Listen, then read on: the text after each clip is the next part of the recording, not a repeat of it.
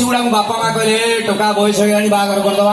ଆଉ ଦି ଚାରିଟା ଖଣ୍ଡେ ଯୋଉ ଗୁଡା ରହିଗଲେ ସେଗୁଡାଙ୍କ ଉପରେ କାହାରି ନଜର ନାହିଁ, ମାନେ ସିଏ ପ୍ରେମ କରିପାରିଲେ ନାହିଁ ଅଯୋଗ୍ୟ, କି ବାପା ବି ତାଙ୍କୁ ବାହାଘର କରୁନାହିଁ। ସେଇ ଏଇ ଯୋଉ 29-30 ଖଣ୍ଡେ ହେଇଗଲାଣି ଯୋଉଗୁଡା ବାହା ହେଇନାହାନ୍ତି ତାଙ୍କ ନାଁ ପାଟି କର, ଯୋଉଗୁଡା 29-30 ହେଇଗଲାଣି ବାହା ହେଇନାହାନ୍ତି ତାଙ୍କ ନାଁ ମୁଁ ଦେଇଛି ବୋତି ଭାଡି କୁକୁର। ନା ନା ଶୁଣନ୍ତୁ, ହସିବେନି। ବୋତି ଭାଡି କୁକୁରଟା କଣ ମୁଁ ଆଗେ ବୁଝେଇ ଦିଏ। କେନ୍ଦ୍ରାପଡା, ଯାଜପୁର, ଜଗତସିଂହପୁର ଆଡେ ମୁଗ ବିରି ଚାଷ କରନ୍ତି। ଆମର ଯେମିତି ଧାନରୁ ଚୋପା ବାହାରିଲେ କୁଣ୍ଡା କହନ୍ତି, ସେମିତି ମୁଗ ବିରିରୁ ମୁଗ ବିରି ଗୁଡା ବାହାରିଗଲା ପରେ ଚୋପା ଗୁଡାକୁ ବୋତି କହନ୍ତି ସେମାନେ। ଏବଂ ଗାଁ ଗହଳିରେ ଢିଙ୍କି ଶାଢୀ ଭିତରେ ନେଇ ରଖନ୍ତି ସେ ଚୋପା ଗୁଡାକୁ, ଗାଈ ଫାଇ ଖାଇବେ। ତ ସିଏ ଯୋଉ ଭାଡିରେ ବୋତି ରଖନ୍ତି, ସେ ମୁଗ ଚୋପାକୁ ରଖନ୍ତି, ତାକୁ କୁହାଯାଏ ବୋତି ଭାଡି। ବୁଝିଲେ? ଶୀତ ଦିନ ରାତିରେ ଗରମ ଲାଗିବ ବୋଲି ଦେଶୀ କୁକୁର, ବୁଲା କୁକୁର ଯାଇକି ସେ ବୋତି ଭାଡି ଉପରେ ଶୁଏ। ସିଏ ହଉଛି ବୋତି ଭାଡି କୁକୁର।